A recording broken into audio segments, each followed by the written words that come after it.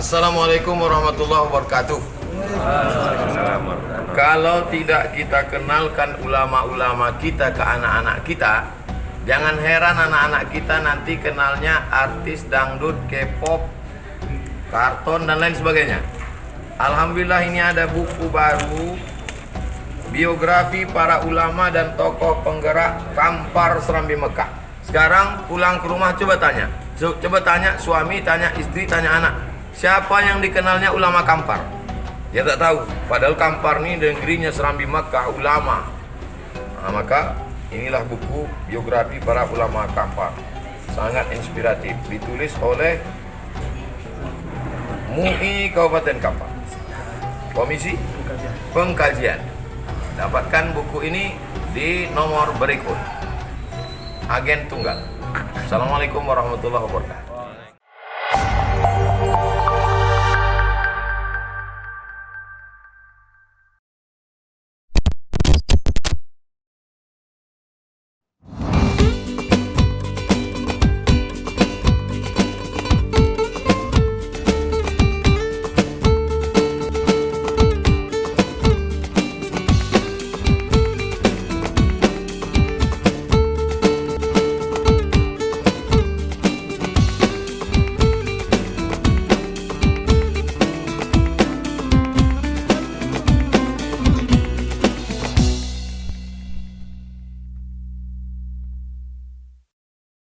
Kemudian yang di Riau ini, beliau itu sempat berguru kepada Syekh Abdul Ghani Al-Khalidi. Pernah dengar itu mungkin ya, yang di Batu Bersurat itu. Beliau juga pernah langsung berguru kepada beliau itu. Jadi ada Syekh Aidarus Abdul Ghani itu ternyata pernah seperguruan dengan Haji Engku Muda Husin ini.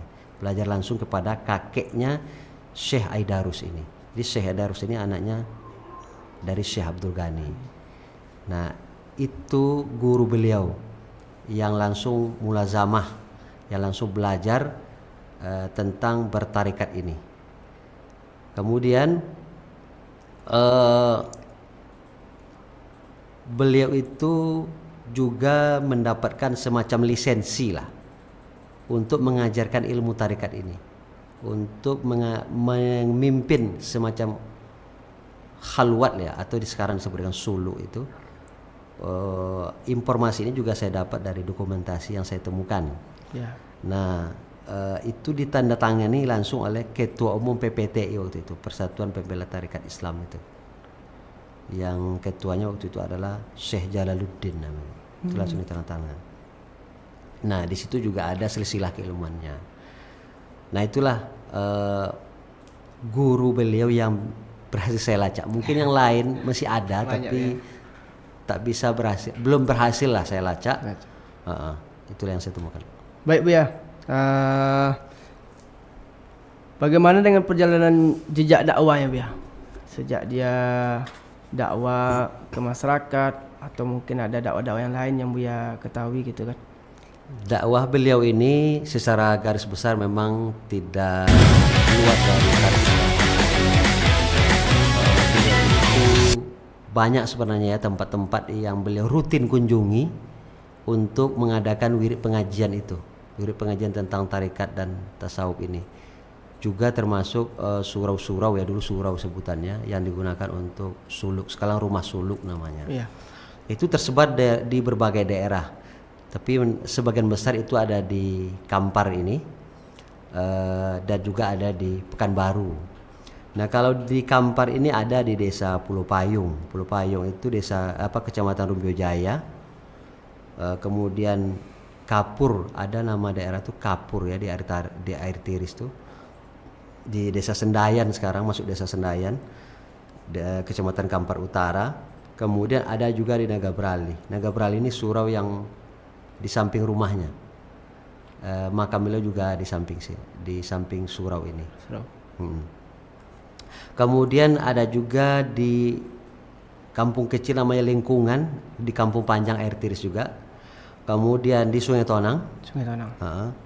Kemudian juga di Pulau Birandang. Jadi rata-rata ternyata surau-surau itu istri juga ada di situ. Kemudian di Danau Bingkuang juga ada dulu. Kemudian di Tobek Godang. Tobek Godang itu sekarang di Pekanbaru ya. ya Pekanbaru. Dan simpang. Dulu namanya Tobek Godang, sekarang masih ada kayaknya Tobek Godang. Masih. Ya? Masih ya. Masih ya. Ah, itu juga ada dulu surau beliau di situ. Cuma pimpinannya itu meninggal dan tidak ada regenerasi, maka surau yang di Tobek Godang ini menjadi mati. Kemudian ada juga di namanya dulu Kampung Sukomananti. Sekarang itu masuk di Kecamatan Marpoyan Damai, Pekanbaru. Itu juga ada surau beliau di situ dulu. Sering rutin beliau kunjungi untuk wirid pengajian dan juga mengadakan suluk di situ. Kemudian ada juga di Desa Teluk Kenidai, Teratak Buluh. Ada juga di Kualubawo, Desa Kecamatan Tambang sekarang ya. Kemudian di Alam Panjang. Alam Panjang ini Kecamatan Rumbio Jaya. Kemudian ada juga di Desa Pulau Jambu. Nah, itu diantaranya yang berhasil saya himpun itu ada 13 surau ataupun rumah suluk yang rutin beliau kunjungi untuk wirid pengajian dan juga memimpin khalwat ataupun suluk. Itu, Jadi memang rutin lah penyampaian dakwahnya ya kan. ya. Karena sudah punya surau-surau tertentu yang didatangi oleh Engku Mudo Husain. Ya, di situ juga ada semacam perwakilan lah yang kemudian orang-orang mengenal dengan istilah khalifah itu ya. Oh iya. Jadi setiap surau kan tak tiap hari itu bisa dikunjungi. Nah, di situ ada ditanam seseorang yang dianggap bisa memimpin surau itu, kemudian dikenal dengan istilah khalifah itu.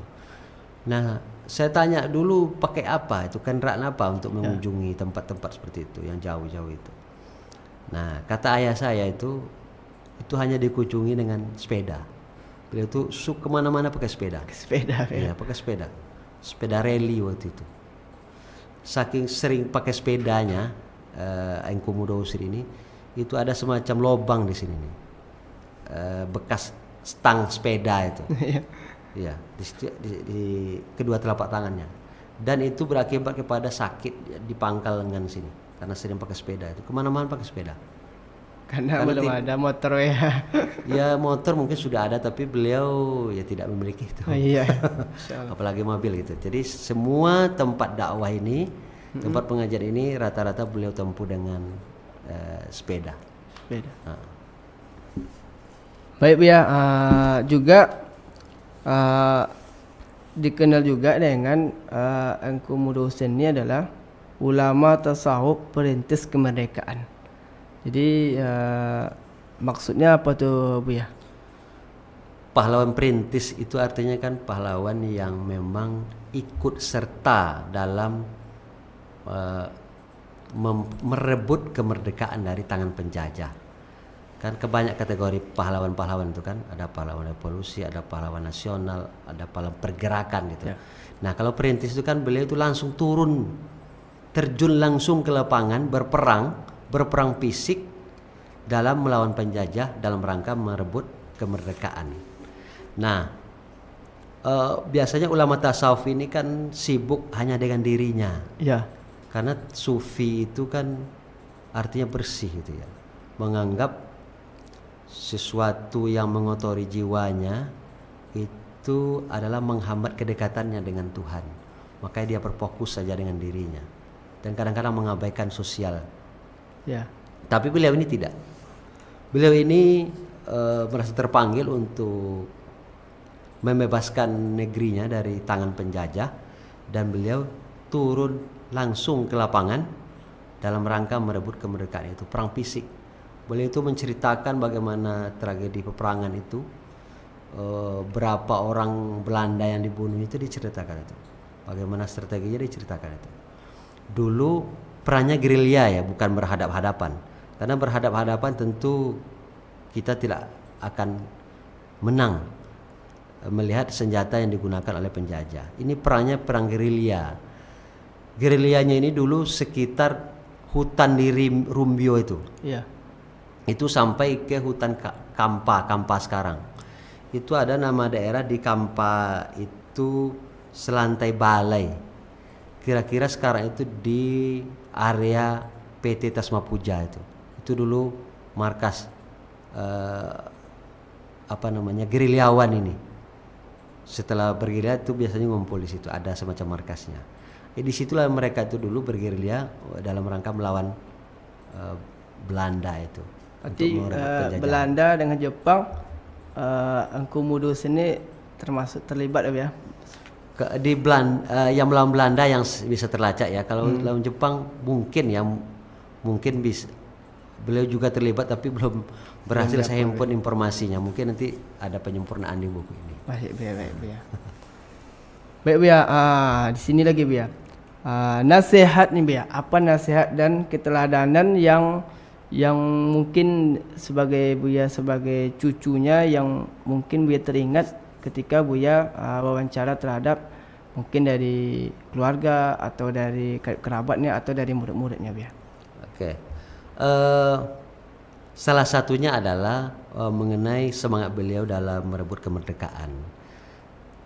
Pertama itu kan beliau mendapatkan semacam penghargaan juga, semacam sertifikat bahwasanya beliau itu diakui sebagai pahlawan perintis kemerdekaan yang langsung ditandatangan oleh Menteri Sosial waktu itu ya, namanya HMS Mintarja. Jadi salah satu keteladanan yang mungkin bisa kita ambil dari situ adalah bahwasanya beliau itu walaupun seorang sufi yang kata orang agak egois tapi tetap penuh semangat mengobarkan jihad dalam rangka merebut kemerdekaan dari tangan penjajah. Itu yang pertama. Yang kedua itu beliau sering menyampaikan kepada murid-muridnya pentingnya bertarikat dan bertasawuf. Jadi kan seperti yang saya sampaikan tadi, tarikat itu adalah jalan, hasilnya itu adalah berupa tasawuf. Tasawuf itu dalam rangka mensucikan diri. Jadi orang-orang sufi ini menganggap dunia dan hal-hal yang bisa merusak kedekatannya dengan Tuhan itu mereka hindari. Iya. Nah, itulah sufi. Itu ciri khas karakteristik sufi itu adalah itu, berusaha selalu mensucikan jiwanya, karena kematian itu merupakan sesuatu yang niscaya, yang pasti. Jadi seseorang yang jiwanya suci itu, maka dia akan sangat mudah untuk menghadap Allah Subhanahu wa taala. Tetapi ketika jiwanya kotor, maka itu akan menjadi perjalanan yang sangat menyiksa ketika ingin bertemu dengan Allah itu. Maka solusinya adalah membersihkan jiwa itu, karena jiwa ini yang menghadap Allah Subhanahu wa taala. Nah, makanya beliau sangat mementingkan tasawuf ini agar kita ini kembali kepada Tuhan dalam keadaan jiwa yang suci. Caranya apa?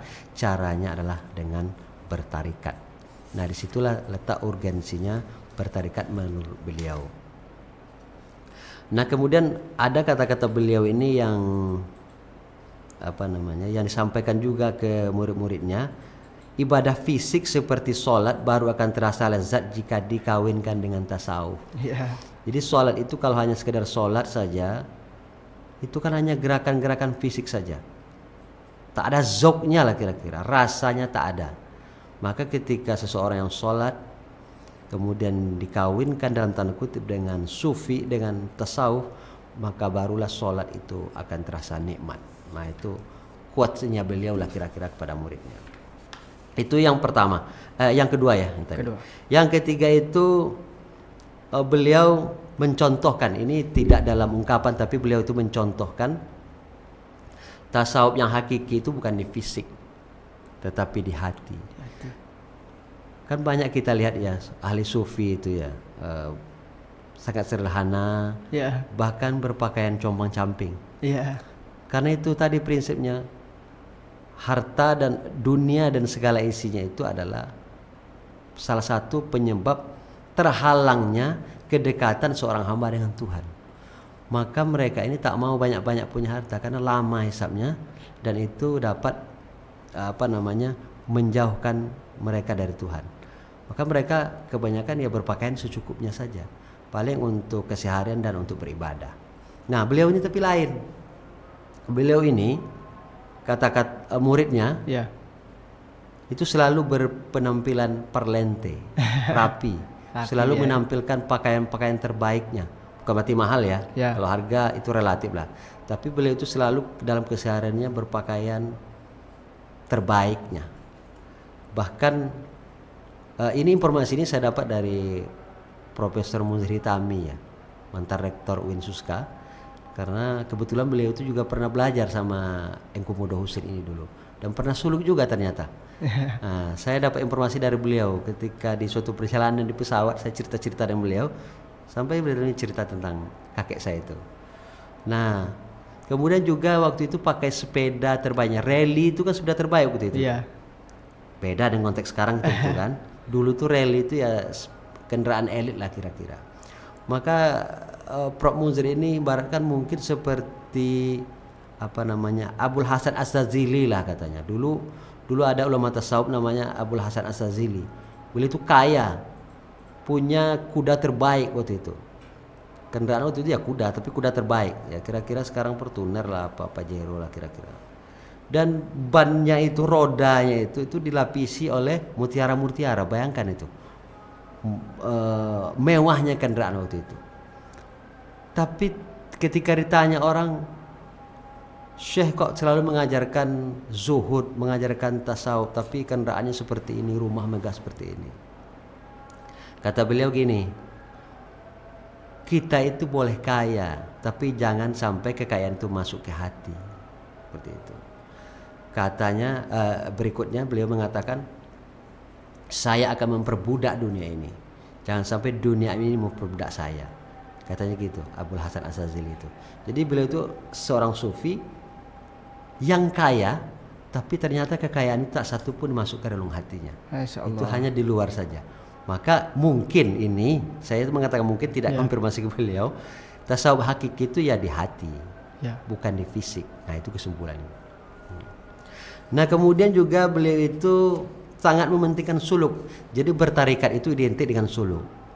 Tapi bukan berarti tidak sah tarikat seseorang itu tanpa suluk. Ada juga aliran tarikat yang tak pakai suluk. Tapi beliau ini sangat menekankan suluk. Karena suluk itu adalah momentum ya, momentum yang lebih fokus untuk peningkatan kedekatan dengan Allah Subhanahu wa taala. Kemudian suluk itu juga dalam rangka membersihkan batin ataupun jiwa kita dari sifat-sifat negatif seperti keserakahan, kebencian, kesombongan dan lain-lain sebagainya. Kemudian suluk itu bagian dari latihan-latihan spiritual yang membantu penganut mengandalkan nafsu dan emosi. Makanya orang suluk itu kan tak boleh makan daging. Iya. Bukan berarti guru itu mengharamkan, bukan. Ketika itu beberapa hari suluk itu supaya bisa fokus untuk beribadah, tidak ada dorongan-dorongan yang lain, maka makanan-makanan yang bisa meningkatkan nafsu itu untuk dikurangi ketika itu. Jadi bukan diharamkan, bukan. Nah setelah keluar dari suluk ya boleh lagi. Itu kan suluk itu ibarat apa ya, kalau latihan olahraga atau perlombaan TC-nya lah kira-kira, lebih fokus di situ. Maka hal-hal yang mengganggu kefokusan itu dihindari. Nah kemudian juga beliau itu menyampaikan pentingnya mengetahui silsilah keilmuan dalam tarikat. Jadi keilmuan itu kan ada silsilahnya itu. Iya, ada. Tidak ucuk-ucuk datang itu. Karena orang yang tidak jelas silsilah ataupun sanad itu adalah gurunya adalah iblis. Bahkan sampai beliau itu mengatakan bahwa tarikat yang tidak jelas gurunya itu, silsilah keilmuannya itu adalah anak gampang katanya. Anak gampang kan bahasa kampungnya, kan bahasa kampung kita kan. Untuk menggambarkan seseorang yang tidak jelas asal muasalnya. Nah beliau sampaikan seperti itu. Tarikat yang tidak jelas silsilah keilmuannya itu tidak dianggap sebagai tarikat mu'tabarah. Nah itu salah satu urgensi kenapa harus mengetahui silsilah keilmuan dalam tarikat itu. Nah ternyata silsilah guru itu membantu menjaga kesinambungan dan konsistensi dalam ajaran dan praktek bertarikat. Jadi kan jelas berkesinambungan. asal muasal ini dari siapa, Ya. seperti itu. Kemudian silsilah guru itu juga memberikan penguatan otoritas bagi penganut tarekat dan guru mereka. Mengetahui bahwa tarekat dan ajaran mereka memiliki akar historis yang kuat. Jadi bukan ngarang-ngarang, tapi ada akar historisnya. Nah itu diantaranya kenapa beliau itu sangat mementingkan untuk mengetahui silsilah keilmuan dalam tarekat Naqsabandiyah ini. Nah kemudian juga beliau itu mengajarkan agar banyak-banyak berzikir, selalu berzikir dimanapun dan kapanpun. Karena zikir itu bagi orang tarekat itu kan tidak bisa lepas. Dalam tarekat itu sangat identik dengan zikir. Nah, kegunaan zikir itu dalam tarekat itu adalah sebagai sarana mendekatkan diri dengan Allah melalui pengulangan-pengulangan nama atau kalimat-kalimat suci. Individu kemudian diharapkan merasakan kehadiran ilahi dalam kehidupannya sehari-hari. Nah, ketika kita merasakan adanya Tuhan dalam diri kita, maka itu akan berefek kepada takwa. Orang yang bertakwa tidak akan pernah berani melanggar perintahnya dan berani melanggar larangannya. Di situ sebenarnya urgensi zikir itu, agar kita selalu ingat Tuhan, bahwasanya kita ini bertuhan, sehingga kita ini tidak bisa bebas walaupun kita itu tak dilihat manusia. Kadang-kadang kita ini malu dan takut ke manusia kan, tak takut kepada Tuhan gitu. Nah, disitulah letak urgensinya zikir tersebut. Kemudian ada juga menghormati dan memuliakan guru. Jadi ini juga sangat penting dalam ajaran tarekat ini. Karena tidak menghormati guru dan memuliakan itu salah satu penyebab hilangnya keberkahan dalam keilmuan. Menghormati guru adalah cara mengakui dan menghargai kontribusi mereka dalam memfasilitasi proses ini. Jadi seseorang itu kan tidak bisa lepas dari kontribusi seorang guru. Guru bagi ahli tarekat itu adalah penasihat, pembimbing spiritualnya dalam rangka mendekatkan diri kepada Allah Subhanahu wa taala. Jadi disitulah letak urgensinya. Itu diantara nasihat ataupun keteladanan yang pernah beliau sampaikan dan wariskan kepada murid-muridnya, dan saya kira ini sangat baik juga untuk kita contoh dan kita teladani. Baik Bia. Dan juga karena ulama-ulama itu mungkin wali-wali Allah Bia, mungkin ada keistimewaan atau karamah beliau. Mungkin ada yang ingin Bia sampaikan tentang keistimewaan dari Haji Engku Mudosen Bia. Ya, saya sendiri kan tidak pernah bertemu dengan beliau. Saya lahir 84, beliau itu meninggal 86. Berarti saya umur 2 tahun beliau meninggal. Jadi kan saya tidak tahu apa-apa. Ya. Tetapi beberapa informasi yang saya himpun mengenai, karena dulu waktu kecil saya sering mendengar itu, wah kakek kamu hebat sekali ini gitu. Iya. Tapi kan perlu dilacak itu sumbernya dari mana. Gitu. Betul Bia. Nah, mungkin dalam konteks sekarang ada yang tidak meyakini itu, karena sekarang kan zamannya materi, materialis dan rasional lah kira-kira. Tetapi juga perlu saya sampaikan bahwasanya ini merupakan informasi-informasi yang berhasil saya himpun, terlepas dari benar atau tidaknya. Yang pertama itu dalam peristiwa perang gerilya itulah, itu ada rekannya itu bersama satu orang rekannya itu dikepung Belanda. Secara matematis, teoritis, kemudian strategis lah kira-kira seperti itu. Itu beliau berdua itu pasti tertangkap. Sudah mendekat tentara-tentara Belanda itu untuk menangkap beliau. Kemudian Engku Mudosen ini menyuruh rekannya untuk menunduk ke ilalang ya, Padang bahasa kita ya. Iya. Kemudian menghilang itu entah kemana, sehingga mereka itu bisa lolos dari kejaran Belanda ini. Itu teman itu merasa heran, kok bisa kita sampai di sini? Tadi kan kita dikepung Belanda. Engku Mudosen hanya senyum-senyum saja. Nah beliau ini rekan ini menceritakan ke istrinya. Ini informasi dari istri rekannya tadi nih. Iya, iya. Atas katakanlah dalam tanda kutip keanehan yang dialaminya ketika bersama dengan Engku Mudawwisin ini di perang gerilya itu. Itu yang pertama. Itu kan tidak semua orang yang bisa berpunya kemampuan seperti itu. Nah kemudian yang kedua, seperti yang saya singgung tadi, beliau ini sangat dekat dengan HR Subrantas itu ya, Bupati Kampar waktu itu. Pernah ternyata Engku Mudawwisin ini mengajak Pak HR Subrantas pergi ke Danau Bingkuang sekarang. Iya. Tapi lewat jalan bawah air. Di bawah air, bukan di jalan aspal ini, bukan. Tapi di bawah air.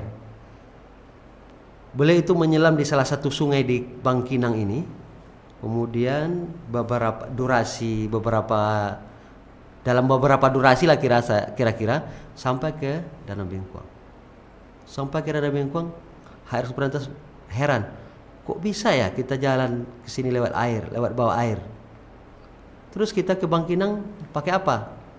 Dijawab oleh Engku Mudawwisin ini, ya kayak tadi lagi, kita lewat jalan tadi lagi katanya. Tak lama kemudian beliau itu juga melalui jalan yang sama dan pada akhirnya sampai di Bangkinang lagi. Bangkinang. Nah saya tanya, apa kepentingannya kakek ini, datuk ini untuk membawa HR Subrantas ke Danau Bingkuang? Kata saya, ya mungkin ingin memperlihatkan kehebatan saya sama Subrantas tuh katanya. Nah, itu juga kan tidak semua orang yang bisa punya kemampuan seperti itu. Dulu yang pernah kita dengarkan itu adalah Datuk Paling Muhatib ya, yang punya kemampuan seperti itu. Tapi beliau ternyata juga punya kemampuan seperti itu. Nah kemudian ada juga ketika peristiwa banjir. Waktu itu banjir besar, air sungai Kampar ini meluap. Namun beliau itu diharuskan untuk pergi ke salah satu tempat gitu. Sedangkan sampah itu nggak ada. Maka beliau berjalan di atas air dan membawa serta anak dan istrinya. Itu yang menyaksikan itu istrinya yang ada di Sungai Tonang sekarang. Boleh dikonfirmasi ke beliau. Masih ada sekarang.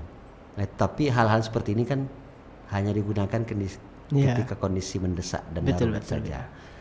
Nah itu terjadi, itu bisa dikonfirmasi ke istri beliau yang masih hidup sekarang di Sungai Tonang.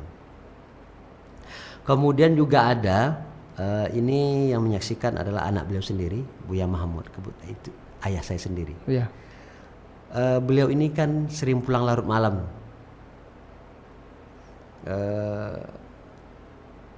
Beliau itu sering pernah diganggu hantu lah. Iya. Sebenarnya hantu itu tak ada dalam Islam, jin yang memperlihatkan dirinya dalam bentuk yang jelek, betul, bentuk rupa yang buruk.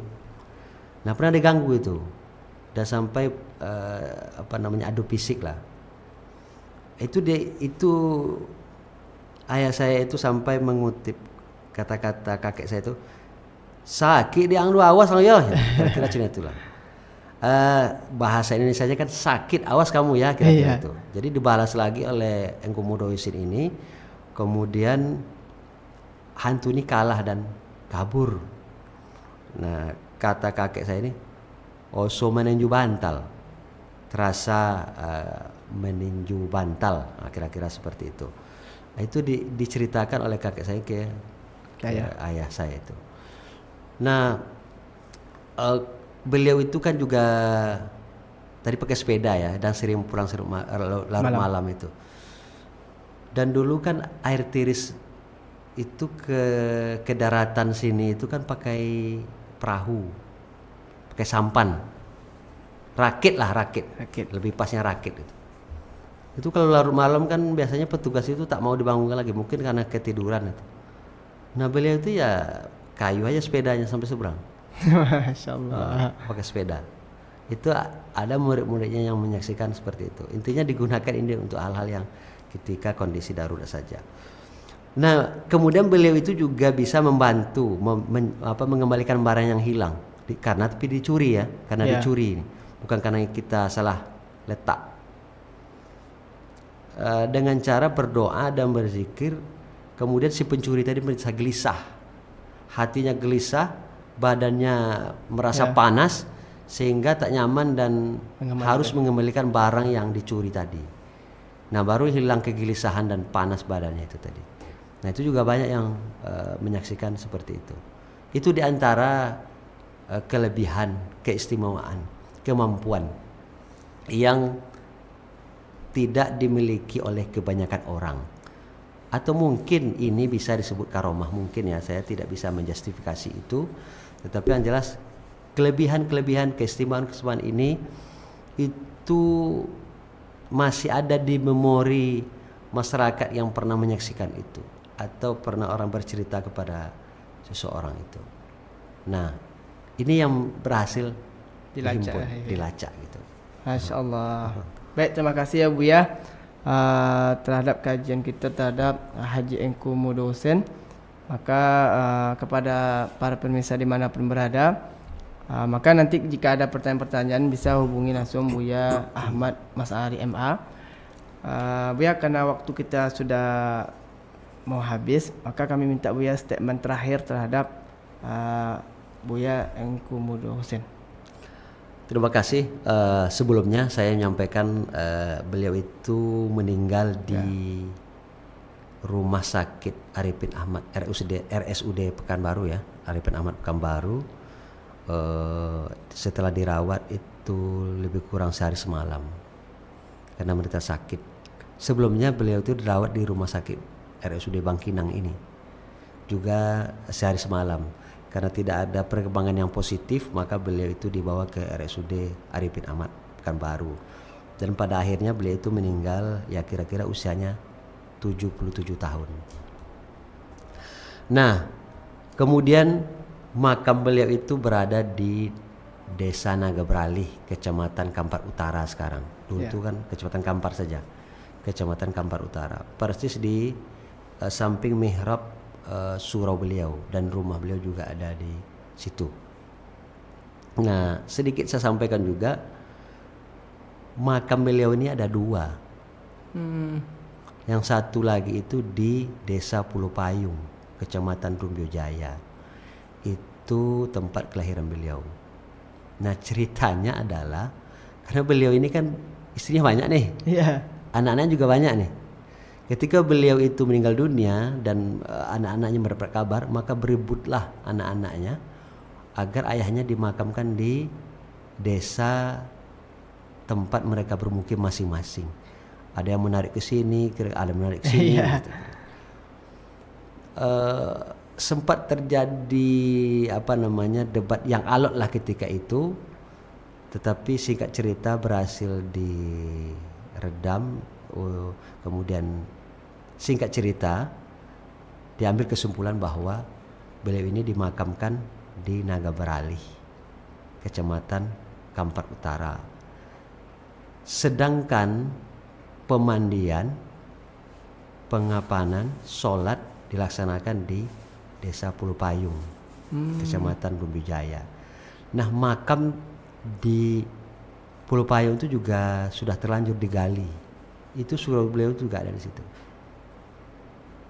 Nah, karena sudah terlanjur digali, maka dimasukkan ketika itu beberapa lembar pakaian beliau, sorban beliau, dan kalau salah tongkat beliau juga dimasukkan di situ dan dikuburkan saja. Maka seolah-olah makam, seolah-olah aja tapi makam sesungguhnya itu adalah di Naga Beralih, Kecamatan Kampar Utara. Dan ini rutin diadakan ziarah berjamaah, ziarah serentak oleh penganut tarekat yang ada di beberapa kecamatan di Kampar ini ya, di Kabupaten Kampar ini. Itu setiap tanggal 10 Syawal. Itu 10 Syawal tiap tahun itu selalu diziarahi secara berjamaah, secara serentak oleh murid-murid beliau. Jadi itu kisahnya. Jadi makam sesungguhnya itu ada di Naga Beralih, bukan di Desa Pulau Payung. Masya Allah. Baik, terima kasih kepada Buya yang telah menyampaikan begitu sempurna lah bagi kami yang mendengar hari ini. Dan kepada para pemirsa, kaum muslim muslimat, itulah biografi dari Buya Engku Haji Engku Mudosen.